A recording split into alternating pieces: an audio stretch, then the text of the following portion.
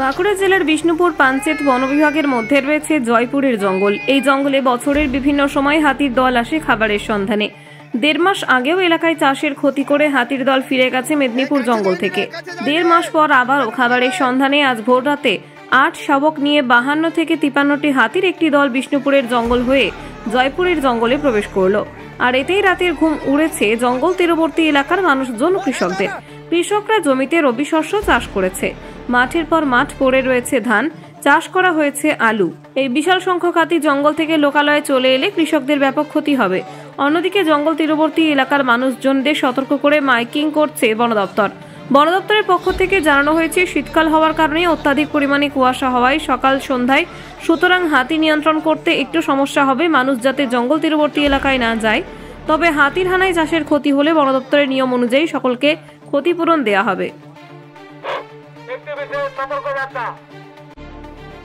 এই মুহূর্তে হাতকাটা বিট জয়পুর রেঞ্জের অন্তর্গত ৫০ থেকে ৫৪টি হাতি, তাদের মধ্যে কানকোটাটি অবস্থান করছে। আজ সন্ধ্যার সময় মাচানতলা বিট হয়ে দ্বারকেশ্বর নদীতে নামার প্রবল সম্ভাবনা আছে। তাই হাতি দেখতে কেউ হাতির কাছাকাছি যাবেন না। হাতি থেকে ৫০০ মিটার দূরে অবস্থান করবেন, নইলে যে কোনো সময় বিপদ হতে পারে। সদা সাবধান ও সতর্ক থাকুন। ধন্যবাদ। জয়পুর বনাঞ্চল পঞ্চায়েত বন বিভাগ, বিষ্ণুপুর, বাঁকুড়া। ঢুকেছে, কতটা আতঙ্কে রয়েছে আপনারা? হ্যাঁ, আবার তো ৫৩টা হাতি ঢুকেছে। আমাদের তো অনেক আতঙ্কে আছি। তা অনেক ফসল তো আমাদের মাঠে আছে। হ্যাঁ, আলু আছে, ধান আছে, এখনো সব খুব মেরামত করতে পারিনি। তাহলে আমাদের ক্ষতি তো হবেই। তা একটু বন দপ্তরে আমাদের এই বিষয়ে একটু দেখুন। আবার তো ৫৩টা হাতি রয়ে গেছে। আবার তো ৫৩টা হাতি ঢুকেছে। মাঠে কি ফসল এখনো রয়ে গেছে? হ্যাঁ, মাঠে এখনো ফসল রয়ে গেছে। তো আমাদের আতঙ্কে আছি, সব ফসল কী করে তুলবো সেটাই তো চিন্তা। কিন্তু আবার ক্ষতি করে তাহলে আমাদের কি হবে? তাহলে বন দপ্তর একটু আমাদের দিকটা, চাষের দিকে আমরা খেটে খুঁটে খাই, চাষবাস করে যাই। আমাদের বন দপ্তর একটু দেখুন আমাদের দিকটা। কি কি মাঠে এখনো ফসল আছে? মাঠে এখনো আলু আছে, ধান আছে। আলু এই বস করেছি। হ্যাঁ, তো আলু এই একটা দুটো ফুটেছে। কিন্তু ওই ভাব হাতি এসে যদি পা দেয় তাহলে তো আমাদের লোকসান হয়ে যাবে। খাক আর না খাক লোকসান তো হয়ে যাবে একবারে। তারপরে ধান এখনো মাঠে রয়ে গেছে, মাঠে তুলতে পারিনি। তাহলে তো আমাদের সব দিকে চলে যাবে। আমরা খেটে খুঁটে চাষবাস করে আমাদের চাষবাসই সংসার। এর আগেও তো বহুবার হাতি। হ্যাঁ, বহুবার এসছে হাতি, ক্ষতি করে গেছে। হ্যাঁ, তো বন দপ্তর আমাদেরকে এখন তো কিছু দেয়নি, সাহায্য করেইনি। হ্যাঁ, তারপরে কি করবেন বাবুরা তারপর জানি না। কতটা আতঙ্কে আছেন আপনারা? অনেকটা আতঙ্ক আছে আমরা। ওখানে আমার ২ বিঘা ২.৫ বিঘা ধান পড়ে আছে, আলু বিঘা ২ লাগিয়েছি। তো কী হবে, কারও চাষিদের আছে। হ্যাঁ, সবাই আতঙ্কে আছে। তো কী হবে, আমরা তো জঙ্গলের ধারে চাষিবাসি, চাষ করে খাই। আবার তো ৫৩টা হাতির দল। হ্যাঁ, আবার তো ৫৩টা হাতি এসছে। তাহলে আমাদের কী হবে? সেটাই তো। আপনার নাম? আমার নাম শকানাথ গুহা। স্থানীয় এখানকার জয়পুরের বাড়ি। জয়পুরে বাড়ি, স্থানীয় বাড়ি। পরিস্থিতি আমি বলবো যে একদম সেফ সাইডে আছে। আমরা তো সবসময় আমাদের এলিফ্যান্ট মুভমেন্ট ট্র্যাকিং গ্রুপ রয়েছে ফিল্ডে, প্রত্যেকটা ডিভিশনে, পাশাপাশি রেঞ্জে, বিট লেভেলে। তো সবসময় আমরা খবর পাই। আর শুধুমাত্র খবর আমাদের নিজের কাছেই আমরা রাখি না, ওই খবরকে কীভাবে গ্রাউন্ড লেভেলে পাশের গ্রামের লোকগুলোকে, জঙ্গলের পাশাপাশি গ্রামে যারা থাকেন ওনাদের কাছে কীভাবে পাঠানো যায়, ওই জন্য আমাদের কাছে একটা পুরো সিস্টেম তৈরি করা আছে, যেখানে হোয়াটসঅ্যাপ গ্রুপ থেকে নিয়ে বাল্ক SMS পাঠানো হয়। ওইখানে গ্রাম প্রধান, বিডিও অফিসার, আমাদের গ্রামের লোকগুলো, GFMC মেম্বার্স, আমাদের ফরেস্ট দপ্তর থেকে ছাড়া অন্য যারা লোকজন আছেন, মিডিয়া পার্সনও ওইখানে ইনক্লুডেড আছেন। সো দ্যাট কি থ্রু মিডিয়া আমরা ম্যাক্সিমাম মাসের কাছে পৌঁছাতে পারি খবরগুলো। এখন কতগুলি হাতি এসছে, কবে এসছে? এই হাতিগুলো গত, আমি বলবো যে আজকে আর্লি মর্নিংই বলা যেতে পারে, মোটামুটি 4:30 5টার দিকে সকালে 52 থেকে 53টা হাতি আছে। তার মধ্যে 8টা বাচ্চা আছে।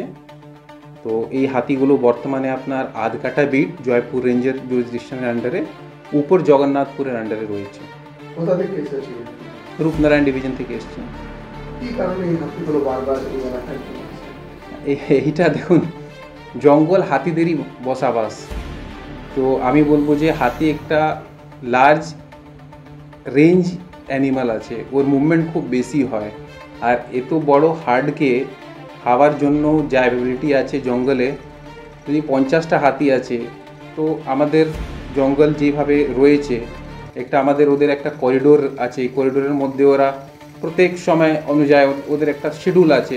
এটা মানে এইটা বলবো না যে এটা প্রথমবার এইবার এটা হচ্ছে, করিডোরের মাঝখানে আমরা রয়েছি, আমাদের এটাই কাজ যে হাতিকে ওদের জঙ্গলের দিয়ে এই করার জন্য। তারপরেও তো বারবার লোকাল হয়ে চলে আসছে।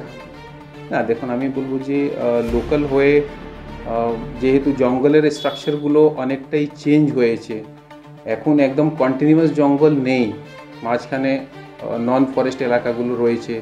তো আমরা এটাই চেষ্টা করি যে হাতিগুলোকে গাইড করে কিভাবে জঙ্গলের মাঝখান থেকেই ওদেরকে যেতে দেওয়া যায়। তো এই ক্ষেত্রে কিছু কিছু মাঝে মাঝে ধরুন যখন ধান কাটা হয় বা আলুর সিজন এখন চলছে, তো সেই সময় হাতের মুভমেন্ট একটা থাকে। তো আমি বলবো যে এটা খুব একটা বড় সমস্যা নেই। আর এই যা ক্ষতি হয় গ্রামের লোকদের, আমরা ওইটা ক্ষতিপূরণ করার জন্য একটা ব্যবস্থা নিই। সবসময় আমাদের একটা পুরো সিস্টেমের মধ্যেও এটা রয়েছে, কম্পেনসেশন দেওয়া হয়, অ্যাপ্লিকেশন যেটা রিসিভ করি আমরা। জঙ্গল তীরবর্তী এলাকার মানুষদের জন্য কোনো বার্তা দেবেন? ওনাদের জন্য একটাই মেসেজ আছে যে ভাই আপনারা সাবধানে থাকুন, চৌকন্নে থাকুন।